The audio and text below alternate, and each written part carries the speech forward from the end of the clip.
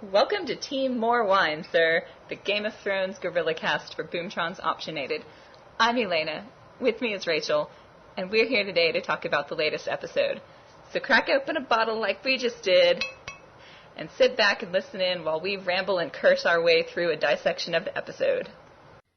So The Garden of Bones, Episode 4. Wow. I knew you would like this one. Yeah, I'm pretty sure when you alluded either in our first podcast or the anticipation piece we wrote that you predicted a lot of fucks coming up this season. Pretty sure this is one of those episodes. But let's start with the awesome part, the most awesome part of this episode, which was Dany and Karth and her dragon fire threat. What did you think about that scene? Because I loved it, but I don't know how it played in the books. I don't know if it matched your expectations or hopes for it. So what do you think? In the books, they kind of like wine and dine her because everybody wants to see the dragon. So they definitely played up the you're outside our gates and you're at our mercy kind of thing. But that, I mean, for the sake of the story, she is at their mercy, right? I mean, she's starving. She has these people that she needs to care for that she can't.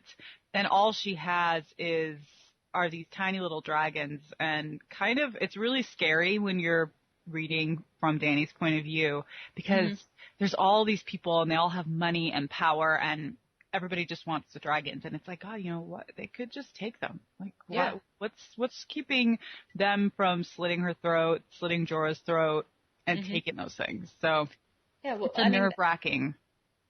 Yeah, I picked up a little bit of that in her hesitation to show them. Might have been like a hesitation to expose them to someone else and prove, especially while they were at their most vulnerable, that they had the dragons.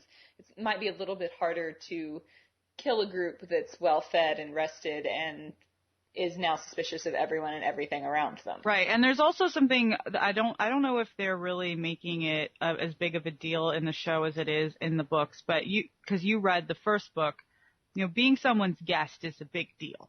Like, if you are someone's guest, then you are sort of immune to them hurting you. So her sort of getting them to say, you are our guests. You're not just going to show us your dragons and then we'll kill you and take them from you.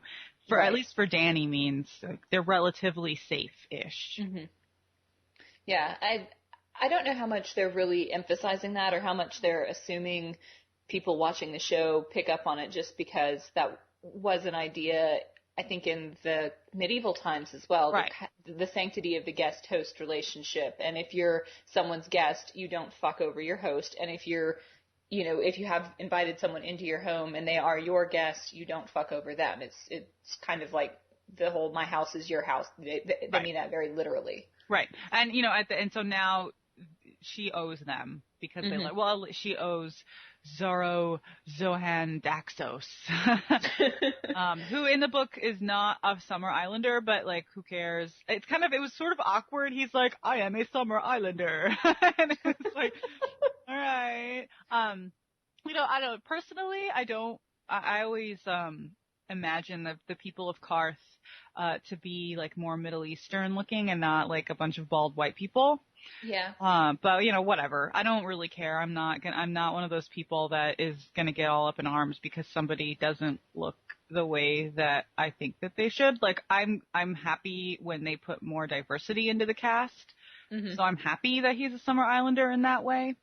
But, I don't care. Like, whatever. Yeah. He's a Summer Islander, fine. My impression of the city is that it was probably meant to be, I guess, the most Byzantium-like of the places that we've seen in this world so far. It seemed very multicultural, very rich, very erudite, and we're all about the best of things in and the totally world. Arcane. Like, some of the stuff that they do is like, why do you do this? Because it's tradition and we always have.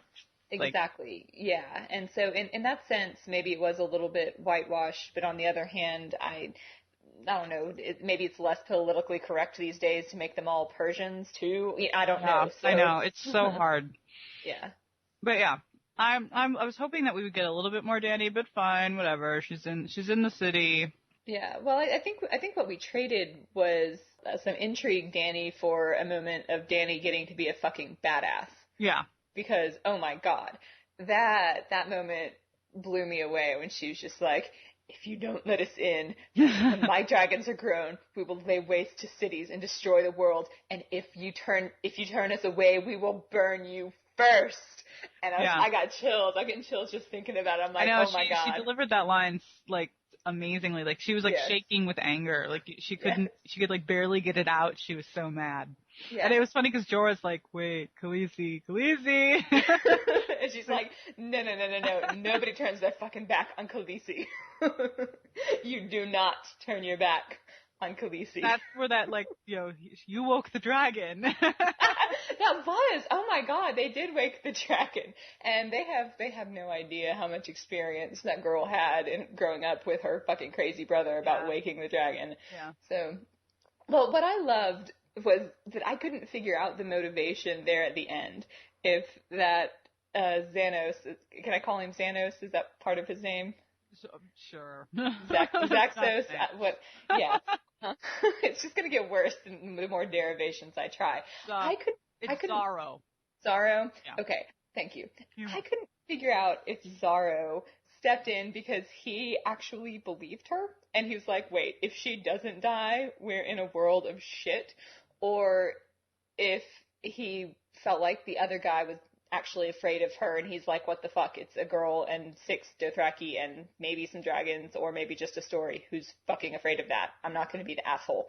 I couldn't figure out what his motivation was, and so I don't know if I even want to know, or if it's kind of better to sort of play with the ambiguity of, did he believe her and actually think maybe I should mitigate this threat, or was it just straight compassion? I'm not going to say anything to you about him. For the best. We can discover as we go.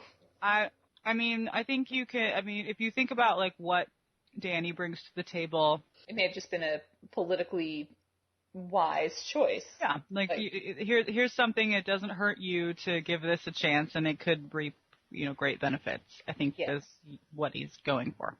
Yeah, but that was a really excellent moment. And to your point about one of the things you'd said about Dany's story in the book, how she's like, I know you've said, oh God, Elena thinks that Dany's story is going slowly in the first book. Yeah.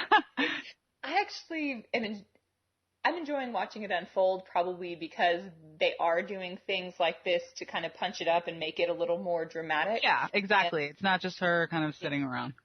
Yeah, and I guess I don't know how proactive she is by this point in the book, but maybe also make her a little more proactive earlier.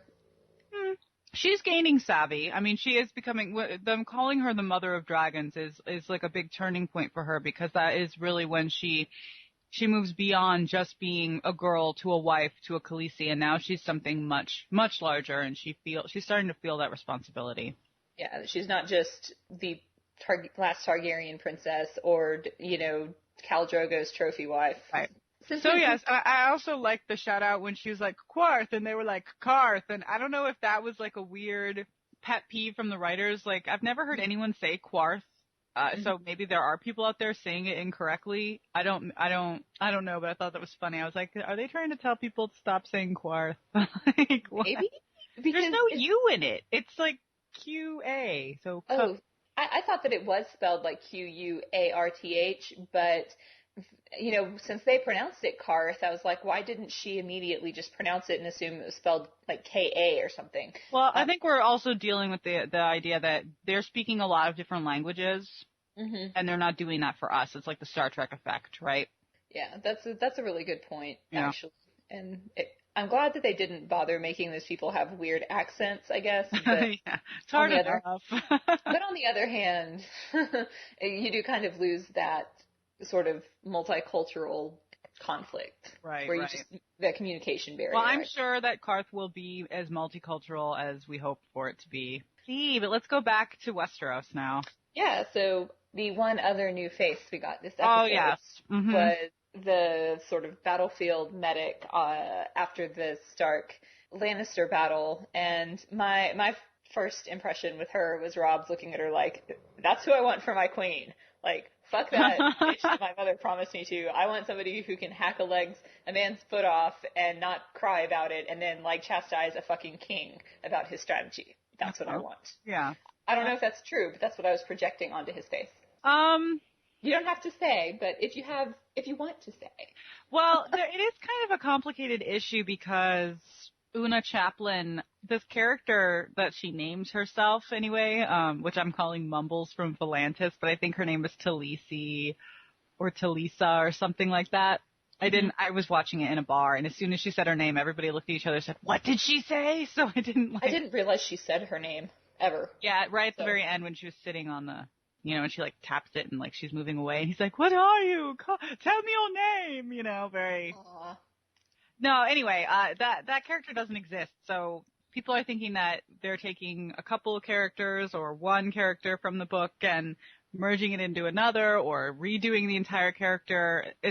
I don't know, I want to see the next episode, but yes, her name is Mumbles of Volantis. Okay, and is she actually going to appear in future episodes? Because she could also just be one of those sort of stray characters who comes in, speaks the truth, changes his life by speaking that, and he never sees her again. Right. I mean, that happens. If she's going to fulfill the character role that I suspect she is, then she'll be back. I suspect she'll be back too, but... Yeah, it's kind of hard to deal with because you watch things expecting to just see sort of translations of what you've read, and then you realize, no, it's an adaptation. They're going to change things. They're going to add characters. They're going to meld characters. Some people are really mad about it, and some people are fine. So, yes, Rob has been struck with perhaps a love bug. Possibly. And, even if it's not, I think Rob needs to really think about the truth that she pointed out to him, which is, dude, you're fighting a war for a throne that you don't want. So what happens when you win and you go back to the North and say, hey, y'all, I'm king of the North, but do what the fuck you want as long as you don't fuck with me. But it is kind of important for him to think about that. I know he's all like, we have to win the war first. No, dude, you might need to start thinking strategically now because perhaps you can ally yourself with someone that together y'all can win the war and then just create that nice dividing line and say, okay, we're going to be North and South for two kingdoms. You go do your thing. I'll do my thing. Right, but if you do that, then, I mean, he's going to be bestowing that upon someone else. And that's all you get the feeling that this is sort of the same problem that Robert and Ned had at the conclusion of their own rebellion. Yeah, well, no, absolutely. I that was my thought, was this is exactly what his dad did. His dad walked away from it, and look what the consequence was. Yeah, it all went to shit because he wasn't there to tell people no. Yes, but hey, there's no way that's the best way I know of to pick up a guy, right? You cut off a dude's leg without flinching. Covered in gore and mud. and then you tell him off and, basically tell him he's a fucking moron. Yeah, that gets him every time. Every time. Oh, Rob. Well, but the thing I will say about this, in this world, when so many women do, I think, define their roles as it relates to their family, as it relates to the men in their life, and I know that we're kind of treated as the audience to a lot of women who are rejecting that in one way or another because those are the interesting women. They're the special women. If all the women in a show were like Sansa, no women would watch the show. So we have to kind of get the highlights of Westeros. Like here's, piece by piece the best of the strategies for not giving, for basically not living within the patriarchy, but having some autonomy and authority and power of your own. So, but in Rob's experience, the only woman he's ever met who probably has any of that is his mother, and yet Caitlin is in many ways an extremely dutiful wife and lady to her house and her husband. And so for him, that's like rocking his world. He's never met somebody. He's never met Brienne. He's never met Asha. And while his sister's Arya, she's a kid, and that's a different issue. And so for him, he's probably like, oh my God, I've never met a woman like this. And that could be a very exciting thing. Right, and that would also sort of kind of be a change to that character, which I think is a welcome change. I'm just going to be honest, that character that I think that Una is, encompassing is very flat and not really all that important, except for, never mind.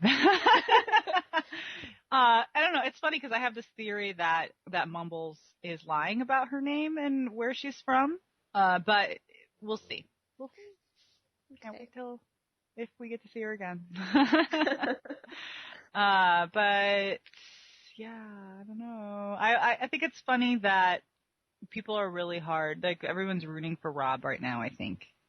Maybe it's something to root for. Give him something to do besides kill people. I mean, he's killing people rather well right now. Yeah, him and Grey Wolf, which, that was just a badass opening. Oh my goodness. Yeah, except for the fuck show. That was so stupid. No, that was classic, like, Shakespearean low humor, and then it, also kind of heightens the dramatic irony, because, of course, we as the audience know that we're not going to get an opening of two guards literally farting around, because there's no dramatic reason, there's no narrative reason for that. So we kind of know going in that there is something out there, and then the one guy tries to, play it off, there's nothing, and then too late. Yeah. There's a wolf in your face and you're dead. And that was an awesome pile of guts hanging out, by the way, when they flashed to Dawn, and suddenly it's just a body with his, ropey intestines. I'm like, that's awesome. Yes, please. More Yay. of this. Guts. I'm not into the guts, actually. I kind of don't. I'm like, ew. Wrong show, I know, but still. All right, so we talked about Rob. Do you want to go to King's Landing? Yeah, I mean, while we're on the subject of made-up characters, we can talk about Roz's adventure. Shit. Yeah. Well, okay, so let's put this in perspective, set the scene. Right? So Tyrion is, doing his thing. He's still moving people around, messing with people, pissing off his sister, and that super powerful scene in the throne room where he comes in and sort of rescues Sansa from being maimed possibly by the King's Guard under Joffrey's orders. Yeah. Pretty badass, right? Why does he always get the most badass entries? He's always just kind of sweeping into rooms and fucking with everybody. That's what he does now. Yes, well, that's the Emmy power for you. Yeah.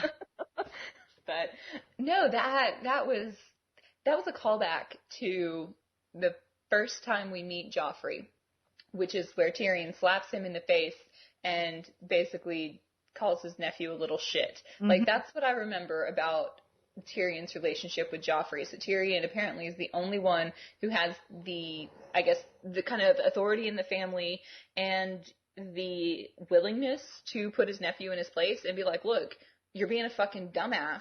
No, stop. He's the only one who ever tells him no. Well, that's because, if Joffrey's left to his own devices, that's the next generation of Lannister, and, he's just gonna fuck it up, and everybody's gonna laugh at them. And, Tyrion laughs at them, but he's the only one that can, because he is a Lannister, right?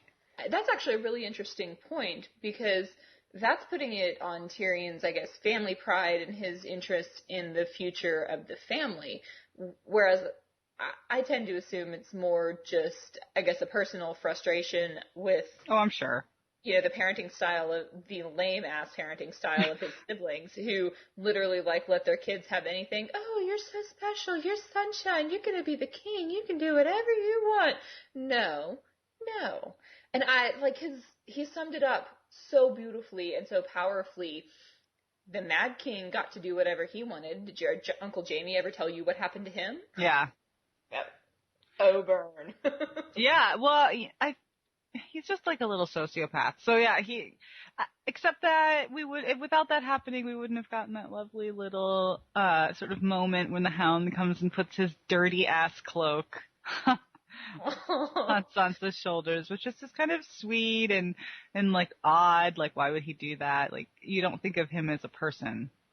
Well, see, I was actually waiting because they showed him. They showed him standing there watching. Mm-hmm. And I was actually waiting for the moment where he stepped in and put a stop to it. And maybe it's just because I've heard lots of Sansan shipping. Yeah, well, I think Sandor wouldn't do that. I don't think he would actually stop it. Yeah. Let's not give him too much credit. He's still a bad man who kills children, right? But, once in a while, he's like, hey, naked lady, have my cloak. It's gross, but it's better than nothing. And he was the one who stepped up first. Mm-hmm. So, yeah, he comes in. So Tyrion comes in and he saves Sansa, and he's very gallant. And Bronn in his epic line. Well, I know I wrote it down. Can't cure being a cunt. Yes, there's no cure for being a cunt. And and the funny thing is, Tyrion almost, not quite, but for me personally, almost tops that moment when Sansa walks off and she's like, I'm loyal to my king, Joffrey, my one true love. And he's like, she might survive us all yet. Like, Tyrion just predicted Sansa being, like, standing next to the Iron Throne at the end. What? Hey, and Tyrion is George's avatar. We know that. So Exactly. So, you know. Place your bets, friends. Place your bets. No, it's good. So yeah, this isn't in the book, but yeah, so Bronn has this whole like, oh, let's send him some prostitutes. He can work off some of that sexual frustration. And so he does. He goes down to Littlefinger's. I'm just going to call it Littlefinger's. I have no idea what the brothel's called, but I think that's a good name for a brothel. I agree. So goes down, he picks out Roz, of course, because she has to have a scene in every show. Yeah. And one of the other girls sends her on their way, and then we get the kind of horrific scene in which he makes them abuse each other. Yes, the when keeping it real goes wrong. Yeah, that was really super fucked up. I was actually really nervous about this because a lot of people started complaining about it this week. Like, some of the reviewers were calling it like the most disturbing sex scene they'd ever seen. Like, everybody's, imaginations were just getting super riled up. Like, oh my God, what horrible, horrible thing. And I mean, it was pretty horrible. But I don't think it was like... It was far from the most horrible sex scene or rape scene or any kind of abusive sexual situation scene that I've seen. Now, I don't know who these reviewers are or what their kind of frame of reference is. For them, it might well have been the worst thing they've ever seen. But for me, it was disturbing, but it wasn't... It was not that disturbing to me. It was more like the psychology of how horrible that would be to find yourself forced to inflict that kind of pain on someone else when that's not something you enjoy. That was more horrifying to me than what was actually done, which was, she got spanked and then she got her ass beaten with the thing. I was well, that's or was it meant to be like an ass rape with it? I'm pretty sure. Yeah, I'm thinking penetration. Not beating her. Yeah, I mean, I think I was thinking beating just because of the way Rod kind of gestured with it at the end, but I wasn't. I was left not being sure, and we haven't really seen the fallout from that, so we don't know. Well, we didn't see him, but we know that he sent them back to Tyrion afterwards. Right, which I don't know if that's something that we'll see next episode, maybe. Yeah. So he sent them back. That's got to be kind of fucked up. Like, I feel like Tyrion has a soft spot for whores because, they're pretty much the only people in Westeros that have ever shown him any kind of compassion, even if he pays them. So I'm pretty sure he's going to get pissed.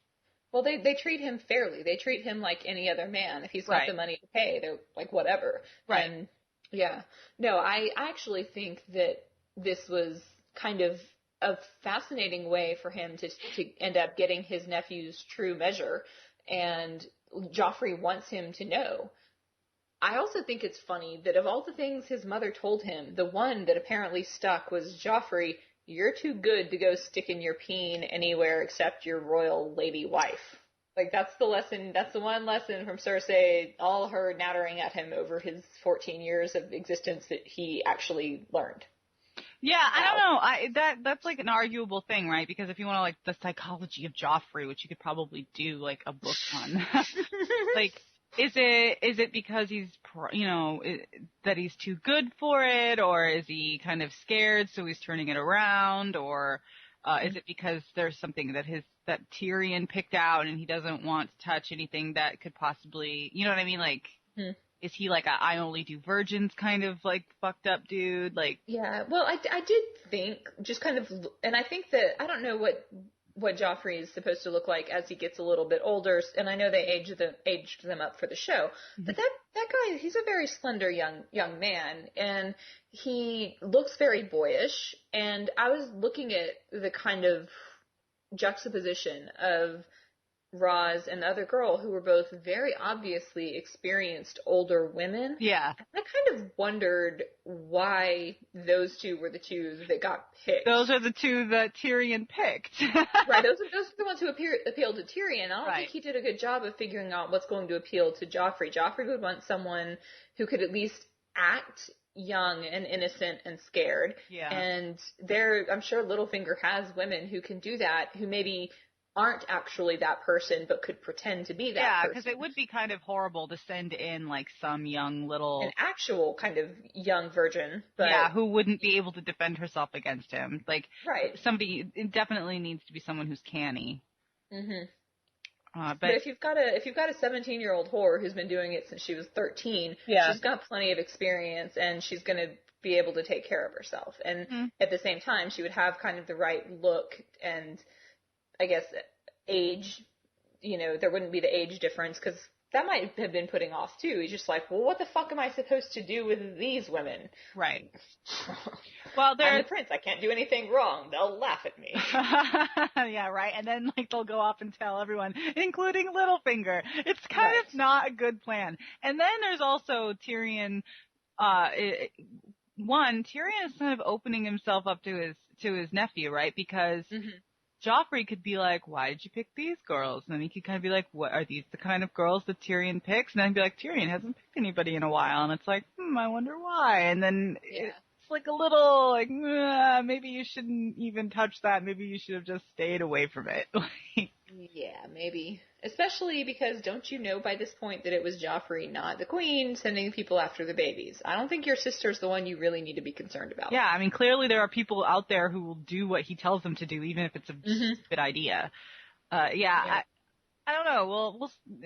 There are some characters in the books, some horrors that they've cut out and sort of replaced Roz is like taking the place of like all the prostitutes. She's all of them.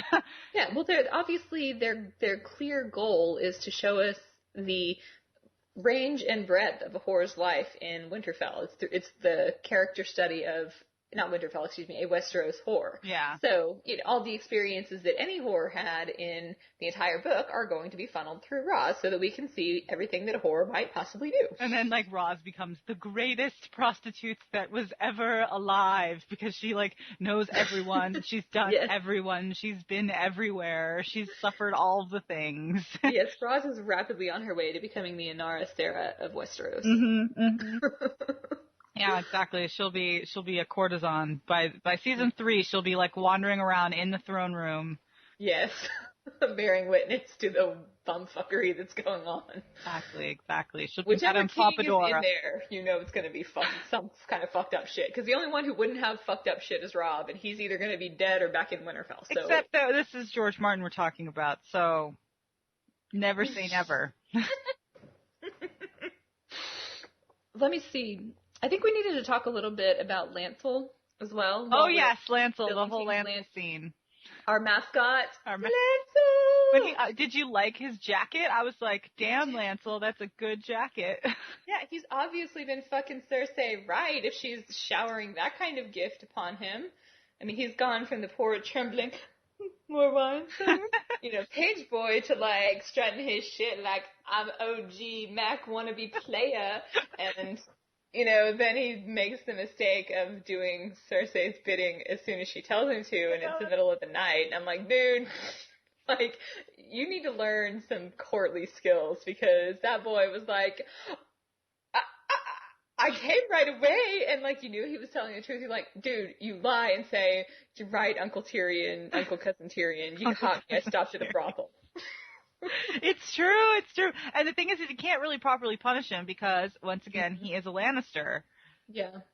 So. Well, beyond that, I don't know how much leeway his father actually gave to Tyrion. And I'm sure it's not as he's much as worried about, actually testing the rope that Tywin gave him. He's like, I don't want to do enough that word gets back to my father about this. I want to keep it just within the line of plausibility. Yeah. I'm sure. Well, we'll see. I mean, eventually Tywin has to come back, right? Yeah. Eventually. So we'll see what happens. But yeah, that was great. I was like, yay, Lancel, he's back. Well, and there was also a great Lucky Number Slevin moment where he's like, it's not my fault. It was an accident. Yeah. And that line where Josh Hartnett is standing there crunching an apple. He's like, what? She tripped and you fell? Well, I think it's more to, Cersei's so beautiful that you can't resist her, right? And if she wants you, then what are you going to say no to the queen? Yeah. Well, see, I actually think it's more compelling. You don't say no to the queen, more than she's so beautiful, no man can resist her. But she is in the books, right? Like, maybe not so much in the show. She's not really playing the sensual aspect. But in the books, she is an extremely sensual woman. That's like how she interacts with everyone. The way Marjorie Tyrell acts, I think, is more how Cersei is described in the book. And I think, and maybe that's part of why, because I've never really been fond of the way Cersei's played on the show, and maybe that's because they took that out. They made her a little harder and, weirdly enough, a little, like, in her kind of personal demeanor, a little too sweet. Like, until she bites you, and then she's a viper. She's very sad. She plays very sad. Yeah, so you kind of think, oh, she's just like a sweet, sad damsel in distress, and then you realize she's a raging cunt. But at the same time, she doesn't present herself in a way that seems like she's actually trying. She doesn't seem like she's trying, is the thing, to, like, she's not trying to seduce anyone. She's not trying to, sway the men of the court to her side because of her beauty, or by keeping them all sort of, on the side with the hots for her. Right. Yeah, she's not playing that at all. No, she's just giving it to Lancel. She's giving it to Lancel because she has power over him, and he looks a little bit like Jaime, I'm sure. Yeah, and she's like, well, if he knocks me up, it'll still be a Lannister, so it's okay. Like, I think she's very much in the I'm not going to breed with some mongrel. Well, I'm sure Cersei has ways of preventing pregnancy. Probably. The moon tea. There's always a moon tea. Yeah, the fantasies always do have that. That fantasy trope of moon tea. It's there, and it's always stupid moon tea. All right, so Lancel's getting some, but now he's spying for Tyrion. So Tyrion's moving people around, and he also moves Littlefinger over to Renly's camp to go talk to Cat. So that's a good segue. Yes. Let's go talk to the Baratheon brothers. Yes. So while we're on the subject of Littlefinger, and Renly's like, my favorite whoremonger. All I can think, Renly, he's everybody's favorite whoremonger. Come on, let's just be honest. He is. It's true, but a lot of people are complaining about this because Littlefinger's an extremely subtle man, and in the books, you don't forget he exists, but he kind of sways you, even the reader with more knowledge than the people he interacts with. You're kind of like, yeah, I see what you're doing. You're a cool dude. And then he'll like kind of pop his head up and be like, I did everything, and then kind of go away. And they're not really doing that in the show. He's just kind of like telling everybody his secrets, including all the whores who go around and screw everybody and tell everybody his secrets.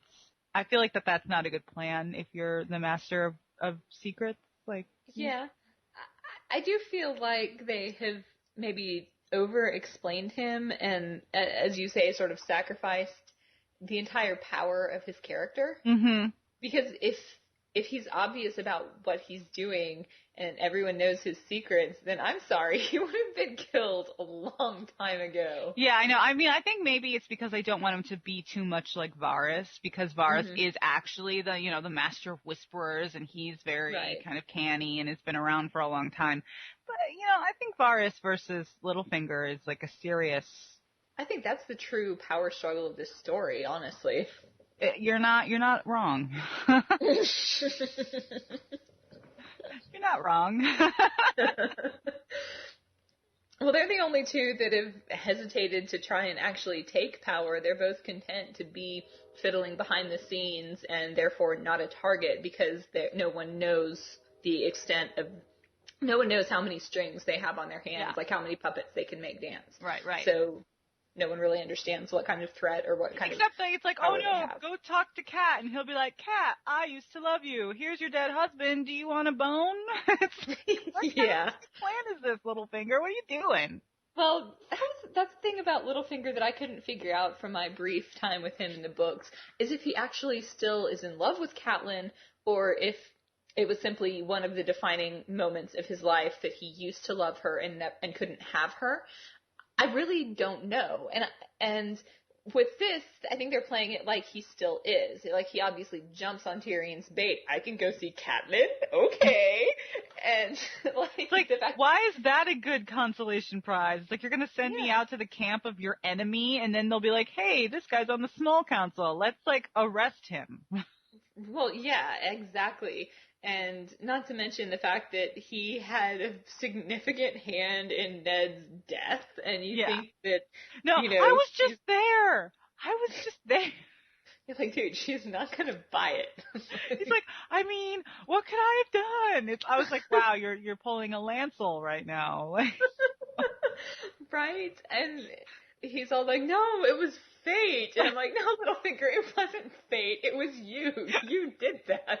You probably set Ned up to get killed because you thought you could get Catelyn you had afterwards. bought off the gold cloaks correctly. Right? And I can't figure out if that's the most diabolical stroke of genius or the most pathetic thing I've ever heard. Probably B, honestly. Yeah, it was pretty funny, especially he's like, here are the bones of your husband, but now we can be together. And she's like, get out. He's like, okay, I'll come back later. Tomorrow you'll feel better. Meanwhile, out on the moor, we've got like Renly versus Stannis, and like Catelyn's just sort of there randomly being like, oh, if you were my sons, I would smack your heads together. And it's like, shut the fuck up, Catelyn. Yeah, just don't call attention to yourself. You just need to like creep out in the night. Yeah, because then all you gotta do is Renly being like, don't tell me what to do, woman. And then Stannis being like, hey, I'm sorry, aren't you supposed to be on my side? Right? Your husband died to make me the king like I'm supposed to be, so... Yeah, and then she's kind of like, oh, you see all these men around, I'm just gonna sit here. Yeah, and like she couldn't even point out that, well, my son's now a king too, and so that makes him your enemy because you are claiming the entire continent, you know. But there were several great lines, like, why is your stag on fire? Oh, he was born amid salt and smoke. What, is he a ham? I had a good back and forth. Yeah, and Melisandre being like, oh, my king is better than your king. And then Catelyn's like, I'm not doing what you're doing. Catelyn just gave her the bitch, please, look. It's like, okay, crazy lady. And then the crazy lady's like, I'll be naked for everyone. Everyone want to see me naked. Like, 'cause that's how she communicates with others. Yes. With her vagina. I mean, seriously, she greets everyone vagina first. Yes, she is. She's very much a Maud Lebowski. The very word makes men uncomfortable. What, you mean vagina? Yes. It's true. I love that. I mean, we can move on to the scene in the cave with Melisandre and Davos if you want, because my Davos impression, that's my new go-to like thing that I do. Okay. It's my Davos trying to look at her vagina without looking at her vagina impression. Kind of like half bent over and kind of looks and like is really horrified and kind of looks away and then looks again. He's like, yes, she did just show me her vagina. Oh my god, she's crowning. Oh my god, what's going on? I don't understand. My knuckle bones are not going to save me. Oh my god. Knuckle bones. Oh, his poor knuckle bones. That was a good scene between him and Stannis too. He's like, you were good with the cleaver. Yes. That's a t-shirt. You were good with the cleaver. Good with the cleaver. That's going on my Stannis t-shirt. I'll just put that on underneath the other quotes. Good with cleaver. Obviously, he should be king. No, obviously he should be your god.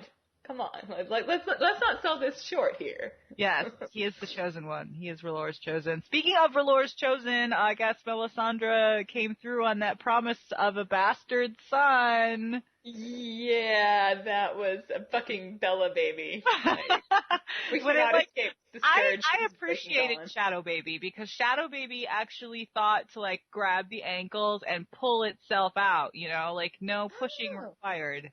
That's a good point. Why don't babies do that? Yeah, that scene, oh my god, there was so much, like, what the fucking in that scene. Like, I think that was just, like, every moment of that scene where, basically from the part where she is like, it's not going to be a barrier for us, and then you're like, what the fuck is she talking about? Then she's like, hey, want to have sex? And then she's like, oh wait, no, I'm pregnant. Hey, now I'm naked. Oh, now I'm having a baby. Exactly. Like, just like, so she's like, what the fuck? Why did she just get naked? You're like, what the fuck? Why is she like 9 months pregnant? What the fuck? Why did she need to come onto the shore to, birth it? What the fuck? What is that coming out of her? Oh my god, this is like Satan fucked Sin and death was the result. So which one's Satan and which one's Sin here? Like, oh my god. Unknown. Well, I think they can make an educated guess, but come on, Shadow Baby is my favorite character. Is Shadow Baby a character? Like, I don't know if Shadow Baby's a character yet. Shadow Baby is just a shadow, and I'm truly frightened for Friendly and Court, and I hope Littlefinger snuck off in the night like Littlefinger is wont to do, because I'm not ready for him to die. So I have a question for you, Elena. Yes. Is Melisandre magical? Yes. You were right. Whoa, damn. I mean, it could totally be explained, right? No, there is no explaining that. Not even bad onions cause you to hallucinate that badly. Well, you know, this kind of proves my point. A lot of people want to say that Game of Thrones is the anti-fantasy series, that it's gritty and rooted in realism, and which kind of is hilarious to me because it starts out with zombies. Yeah. And we have, you know, and there are more and more magical things, including dragons. And it's like, yeah, dragons are animals, but they're dragons, like fucking unicorns, you know, like it's the same thing. They're magical. And then people are always kind of resistant to the magic thing. And then Melisandre Shadow Baby happens, and they're kind of like forced to, you know, to admit to themselves that they are reading a fantasy series. And that it might do it in a gritty way, but it has all of the tropes of your standard fantasy series, and that's okay. It's okay to have the standard stuff. And I think people are really resistant, like, no, Game of Thrones is different than everything. And it's like, well, it's the same. Yeah, see, I've never actually read Game of Thrones as being different from standard fantasy so much as it is. Well, it's like fantasy not for people who don't like fantasy and like shit right. like that. Yeah, no, that's true. Because for me, it's more just like fantasy plus like the actual gore and nastiness of character that would have come in that kind of situation. And I figure like knowing that the series is 4 to 7 books long, you know, when I started, I was like, well, even if there's not magic right away, like it could come in later. Well, right. I think maybe the significant difference that Game of Thrones has is that magic doesn't really solve problems the way that it would in, say, like Wheel of Time. Right. It's not the answer. It's just something that exists. And causes more problems. It potentially causes more problems. It can also help you out, but it's not necessarily the end all be all. Like, you don't need magic to be the king of Westeros. Yeah. It just helps maybe sometimes. Yeah. Well, I guess it depends on whose perspective you're coming from, whether this helps or hurts, obviously. And like, I was like, oh my god, did I actually predict it correctly that Renly gets 4 episodes? Because if I did, how the fuck did Rachel keep a straight face in all the times we joked about that? Which, there may have only been once that we actually recorded, but we joked about that several times. Yes. So. I'm just drunk all the time, really, and I lie a lot. It helps. It helps that I lie. Yeah. Well, man, just that whole thing though with Melisandre, like that's fascinating to me for a couple of reasons. I mean, first, the male comment that I got out of that scene was, this is why witches got burned at the stake. It was actually like a 5-minute diatribe about how terrifying that is to a man, and like how, you know, it's something that you just can't understand, and you're like, yeah, that's why people stood aside and let women they knew get burned, because if they could do that, if you thought they could possibly do that, you're like, I don't care if she's innocent, burn her anyway, just in case, because that just, even to a woman though, like for me, like that was actually a horrifying kind of scene. Oh, totally horrifying. Because it is, I guess, such a subversion of the one thing that women can do that men cannot, that is give new life to something, and that's supposed to be, it is supposed to be almost kind of holy, because you're giving a new life, and that's positive and hopeful, and you don't think the next Shadow generation Baby is new life? No, I think the Shadow Baby is death, and I think that that's what makes it horrifying, not just to men, but also to women, because it's taking this thing that's supposed to be beautiful and making it horrifying. Yeah. And it really is like a subversion of everything that that moment is supposed to be. And that's Davos is pretty horrified. Hey, I like the part where he's like, "Don't talk about my wife." Right. It's like, stop talking about my wife, you scary whore. I hate you. Yes, you red woman. So she has a name, and then he calls her Red Woman anyway, which is great. Yeah. Yeah. Well, because he knows it's easy. It's her true name. It's Red Woman. It Like, is. he knows. Stannis ain't that dumb. He knows. So Shadow Baby's awesome. Shadow Baby's so fucked up, y'all. What the fucking fuck? And I was like, what the F? Because I was watching that in this bar that we all go to in New York.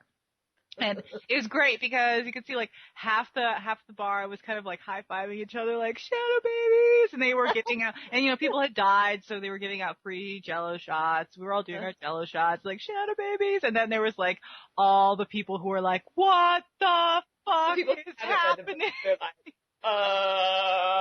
Everyone had their phones out. They're like tweeting at each other like, what the fucking shit? What is this? Like. And everybody's like, welcome to Game of Thrones. It only gets worse. Yes. If you think Shadow Babies is fucked up, you should probably just stop watching. Fair warning. But, speaking of fucked up, let's move on to our last point of the day. Yeah, did you like the way the tickler was tickling his patients? That was fun.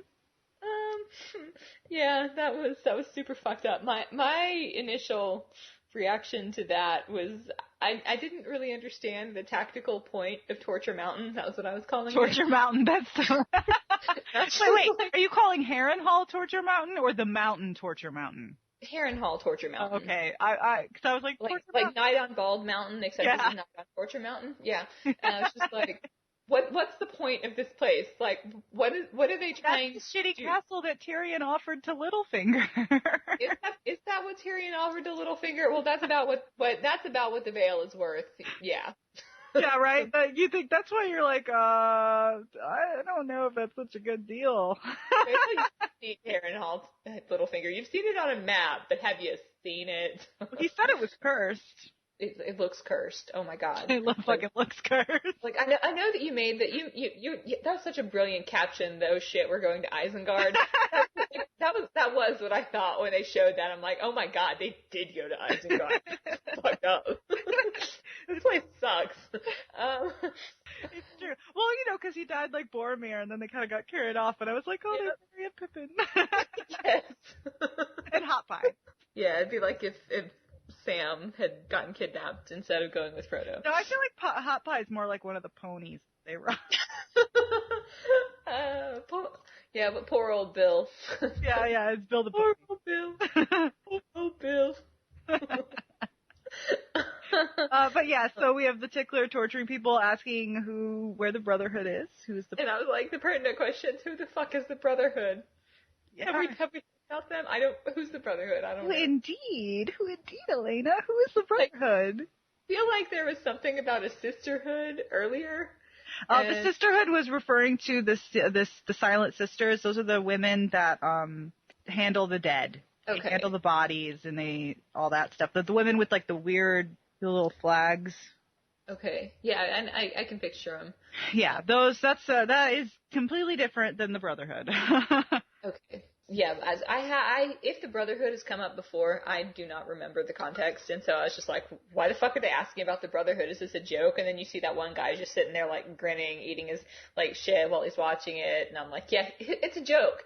They're like asking about information that they know it doesn't even exist. Like, what a bunch of assholes. And then that's where I was like, what is the tactical point of this place? Like, if you need to kill people, just fucking kill them. Like, yeah, what is the tactical point of Harrenhal? Well, we know from Littlefinger that it is a large castle, that it allows whoever holds it to command most of the Riverlands, right? And it also sucks a lot. And apparently, according to Tywin, who sweeps in at the end, yay, Tywin is back. I kind of cheered myself. Yes, I do too. Tywin's awesome. Yes, they need a lot of men to man the shitty collapsing towers of Harrenhal. Yeah. Well, I just love how he just comes in and he's kind of like, honestly, Tyrion is his true son, because Tywin just sort of strolls in and he just has this charisma and he starts speaking truth and he's like, Do we have the able-bodied men and skilled laborers to just kill all of these people? Especially No. a smith. What Like, the fuck smiths are are valuable. Like, people steal smiths from other men. Like, why would you kill one? Exactly, because you're fucking retarded. And then he's like, hey, that's a girl. Yeah, like Arya, that obviously that disguise was not. It was only good for the people who like had a double-digit IQ in this world, because like obviously like on one glance, Gendry and Tywin both like figured out that you were not actually a boy. Yeah. Yeah, no, it's pretty funny because it's like, yeah, no shit, she's not a boy. She doesn't look like a boy at all. But I mean, whatever.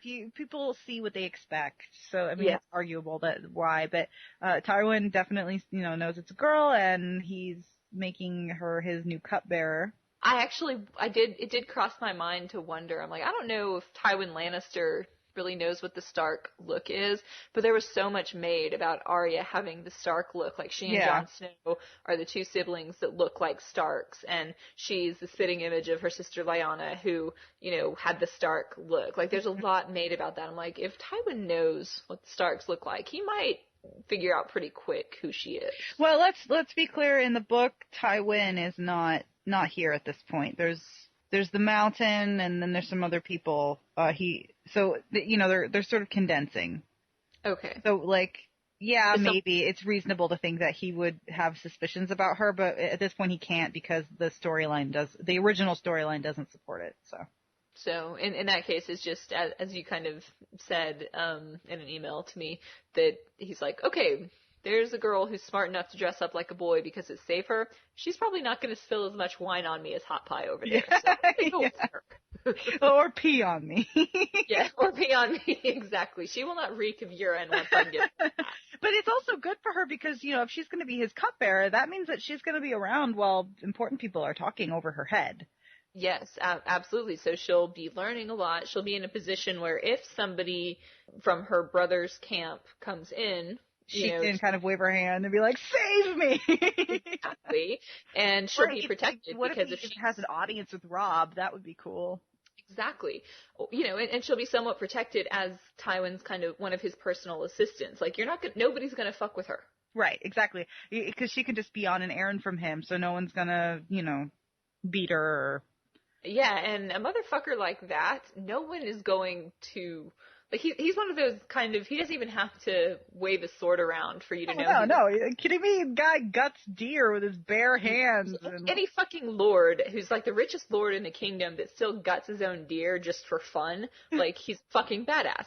And so nobody is going to want to risk, like, his wrath. Yeah, exactly. Tywin is a vamp. Yeah. No, I'm excited about that because, this is a slight deviation. They're sort of condensing a few things, like I said, but it's also exciting for me because I don't really know where they're going to go, and I don't know what they're going to rewrite. And, they're taking this third book and making it into 2 seasons, so they potentially have some room. Mm-hmm. So, add in totally new storylines. To actually have the Arya Gendry side adventure story. Yeah, exactly. So I'm excited about that. I really liked this episode. I thought it was much better than the last episode. I can't wait to see. Did you see the preview for next week? I did not. Somehow I never seem to watch those. Well, it was like a quick little 10-second thing where Arya's talking to Jock and Hagar. Ooh. Remember the guy that she gave the sauce so he could get out of the cage? Hannibal Lecter, right. So he said, you saved us. So you took 3 from the Red God. We need to give them back. Uh-oh.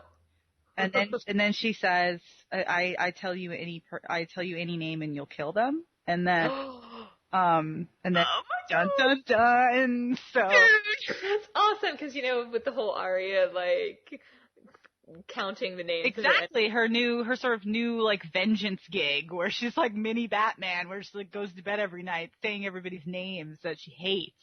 Yeah, she's like Cersei Lannister.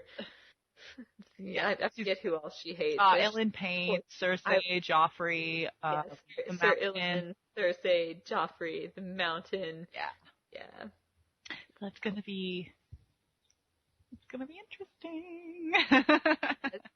Well, I definitely thought this was this episode to me had a lot of really great writing in it. It had a lot of really good lines, and definitely that was. I'm not going to say like it was welcome, like the other episodes haven't been well written or something like that, but it was especially delightful because I like wordplay, and there was a lot of good wordplay here and a lot of good sort of dramatic irony, and it was probably my favorite episode so far this season. Yeah, I would say from this moment on until the end of book 3, so far out of the 5 books that have been published, are the best 500 pages of the series. Mm-hmm. So I think that every episode is really only going to get better, or at least be just as good, because so much stuff is about to happen for this book and then for book 3. So hopefully the next like season and a half will be really solid. After that, I'm predicting things might go downhill. Well, or maybe the show can like step in and do its magic of excision / conflation / popping a little more dramatic irony into places so that it's, less boring. Yeah, well, I think it's gonna be difficult because they're cutting characters, so. Ooh. There are certain characters that you are introduced to now or very soon that is kind of like you need to know who they are for later on stuff to happen. So if they're intent on not making the cast too humongous, which it kind of is like fucking enormous at this point in the book. Right now it's about at the limit of what I can kind of keep track of without, and that's with like a pretty solid foundation in the first 20 or so characters we meet in the season 1. Well, that's and also because in the 4th book you kind of lose a lot of your main characters and you get a whole new set. Yeah. Which is frustrating for those of us who waited a really long time. Yeah, which is why Dance with Dragons was kind of the sequel everyone was waiting for, because it got back to the stories that you were waiting for. Exactly. It got back to like the main storylines that sucked you in the first place. So we'll see what happens, because they're going to have to be doing like a lot of rewriting and a lot of stuff. They might just decide to give us a whole new cast and give these guys a break. I don't really know. Well, here's a question for you. If they're splitting both books 3 and 4 into 2 seasons, I don't know about 4, but I know they're doing 3 into 2. They might do 4. Do you think that they maybe start introducing characters from 4 as like side plots that maybe you don't know where they're going? Yeah. Totally. Totally. They could do that. What I worry about is for the lay watcher to like to do that, and then a season later that character pops up again, and it's like, who are you? Oh. Well, but that's what the wonderful previously on Game of Thrones. Well, I mean, I would love the writers to just assume that their audience, at least their target audience, is pretty smart. Yeah. Sometimes I feel like they don't do that. I feel like, every 3rd episode is like for the smart ones, and then like then it dips back down to keep the dumb ones watching, and then it comes back to the smart stuff. So yeah, good episode. I'm really glad that we're kind of moving into some of the juicy stuff so that I can at least watch you go, what the fuck? Well, we'll see what you have to say next week. Yeah, I look forward to this. Make sure you have a shot handy. Oh, what was the drinking game? Anytime like a major character dies, you take a shot. Oh, well, is that what we decided? I don't know. Double shot. I don't know that we ever established clear rules, but that's kind of what I thought you meant by that comment. And I lie. I'm a liar. To wipe it from my mind, because it'll be so.